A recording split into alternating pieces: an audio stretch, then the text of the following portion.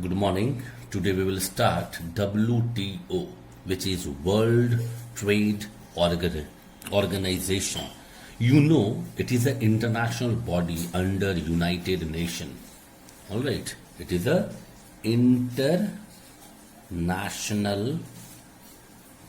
body under UN, United Nations, and it was set up in 1995. All right, it was set up in 1999. What was the main goal? Its main goal was to promote trade among member countries. Now, what do you mean by member? Because you will have to sign the agreement with the WTO, because they have their own objectives, own rules, regulations, own way of functioning. You will have to find out that whether it is suiting you or not. And if it is yes, then you can become the member. Now, when you become the member, obviously you will have to fulfill all the decorum of the WTO. And presently 164 members are there. 164 members are there in WTO. Remember, India became the member in January 1st, all right, this was 1st January 1995. All right, in this 1995 1st January, India became the member of WTO. Its headquarter is in Geneva. All right, headquarter is in Geneva. Headquarter is in Geneva.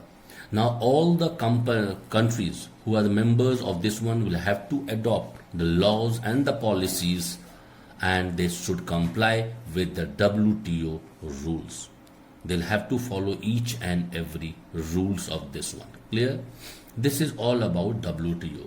Now, what are the objectives of WTO? Objectives of WTO. Now, what are objectives? Now, there 5 objectives are given in your book. I'll explain one by one. The first one, to promote multilateral trade. Now, what do you mean multilateral trade? Trade among many countries. Many nations will trade among themselves. Now, who can trade? Only 164 member can trade. Why? Because they are listed in WTO. Other, they cannot. If they want, they'll have to agree, or the agreement they'll have to sign with the WTO. Then only they can exchange goods. Now, it is a very good thing, because when we promote multilateral trade, we understand the value of things of other nation, how they produce, what they produce. Even we should also try. Clear? Second important thing is a progressive liberalization and elimination of tariff and other barriers to trade in goods as well as service. Now, if you are a member, you will not face any problem, any barrier will be not there. But what happens? The tariff you'll have to eliminate, the tax.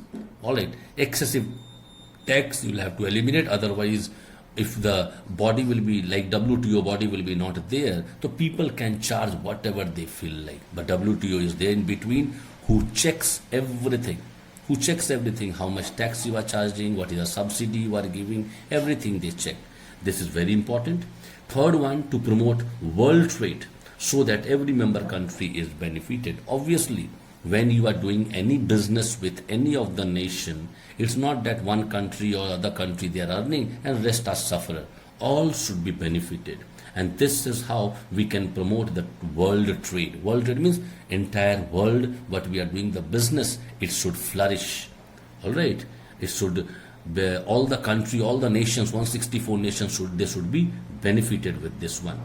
Next one, to expand and utilize world resources in the most optimum manner. This is also very important. You know, India is having excessive minerals.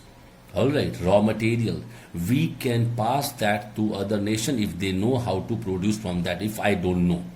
And second important thing, if you want to expand or you can utilize the things which you have, easily you can do one thing. Either you can take help from 164 nation, leaving you 163 nation more are there. They can help you. You can take help. You can send the raw material. You can purchase raw material from other nation also if you don't have. All these things comes under the objectives of WTO. Last point, the fifth one, to enhance competition among all trading partners so as to benefit the consumers. Now, obviously, ultimate winners are the consumers. How? Because two people, when they fight, third one is every time the winner. So, two company, they are in a competitive mood. Now, what will happen? So, we will be the beneficiary. How? Suppose two airlines, all right, Indigo and maybe Go Air, all right, two are there, and when these two company, they are fighting among themselves, all right. Air India we cannot say because Air India is a government one, all right. Two private, SpiceJet, many are there. So if two any company, they are fighting among themselves. Fighting means competition among themselves, that I will be taking the people from one destination to other destination in 3,000 rupees, including everything. Other will be telling I will take in 2,900. Now, which one you will prefer? You will prefer 2,900. Who is the beneficiary here?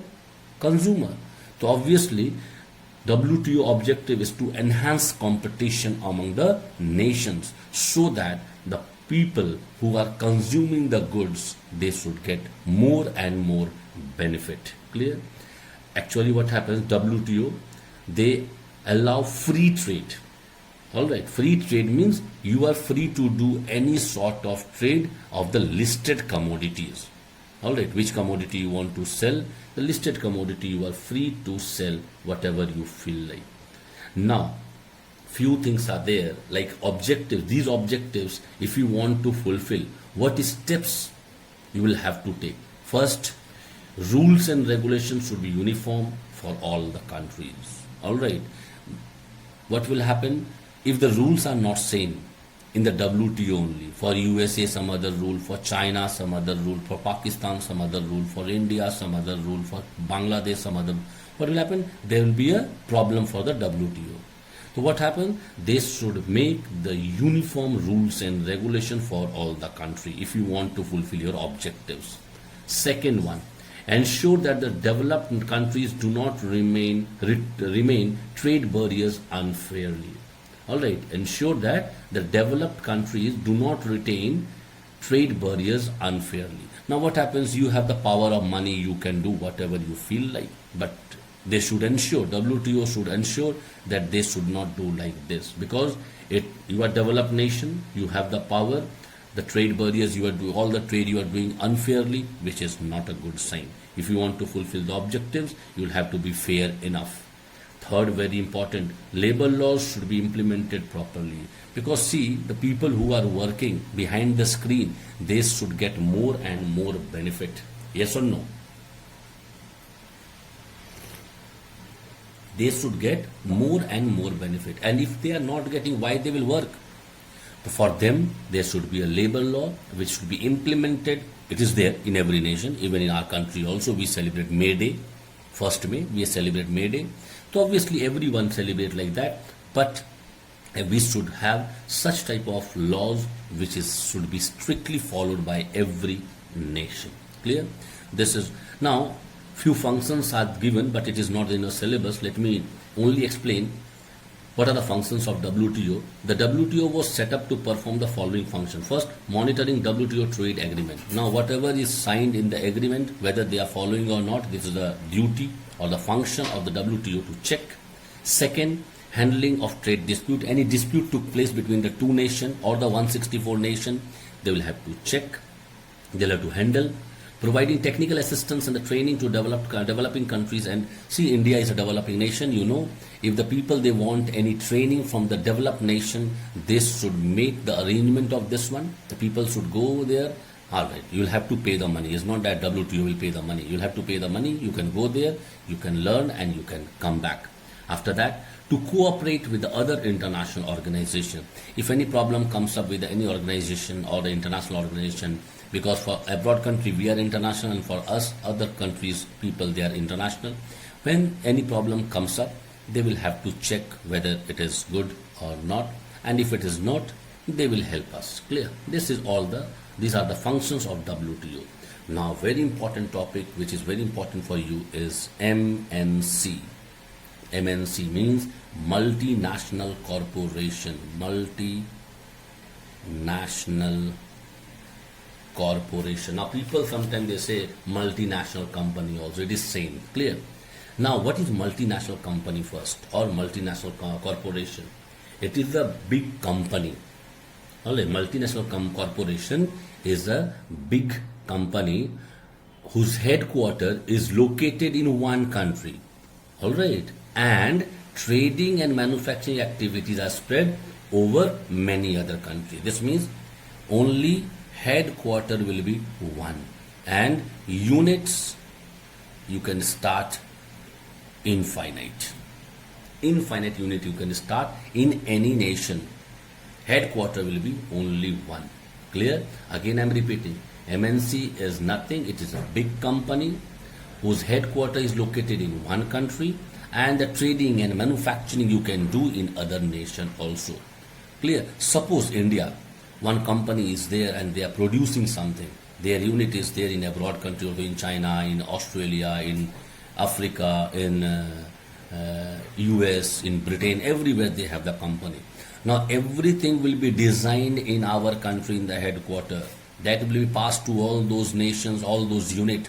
They'll have to follow the same brand. You can see the MI, phone, Realme, Vivo, Oppo. Now what is the simple means what you infer from this one? One very important thing.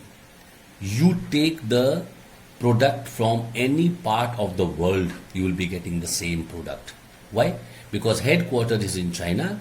They are making everything, the design, the layout, everything, which software will be used, what will be used, everything, and it is implemented in entire world. Wherever you can see the Oppo, Vivo and the Realme and Redmi, the same thing will be there. No changes at all will be there in that one, because unit company, they cannot change. Headquarter designed, you will have to follow. Clear? This is the benefit of MNC. After that, actually I don't know how many of you know, presently MNCs are operating in our country, many. Alright, n number of companies, MNCs are operating in our country. Why? First important thing, it is only because of the globalization. Alright, they emerged in our country only because of globalization. MNC provides both. Alright, both means capital and modern technology. Capital and modern technology. Now, capital means if you have the good amount of machine, money, land, labor, they are the capital you can start. And the modern technology means suppose any company they want to start in India, they can come with the good machines. We are not aware of that machine. Even our people also, when they will work, they can learn that particular technology. And if you will earn, next time you can implement yourself the same technology in your nation. Why? Because you have already taken the training under the MNC. Because when they were operating, you have seen and you have already taken the training of that one. This means, and one important thing is there, when MNC come to our country, why they come? Because they get cheap labor and they get cheap land available in our country. Second important thing, when they come to start business, they bring a huge foreign currency to our country. That is the plus point for us. Huge foreign currency comes to our country. Clear? And because of the better technology, quality, product and the produce, which find easy market internationally. Obviously, when you are giving a better technology product, why people they prefer every time that I will take a Redmi phone or Realme phone? This is because only they have the good technology in that one. I'll say, sir, Indian company, they don't have. Yes, Samsung is also having. Many other companies are also having. It's not that they don't have. But trust. You will have to build trust in the market that my product is one of the best technology product, best quality product and easily available. That is very important. Easily available. If it is not available easily, people will move to some different product. And because of that, when they produce in a huge quantity they produce. Alright.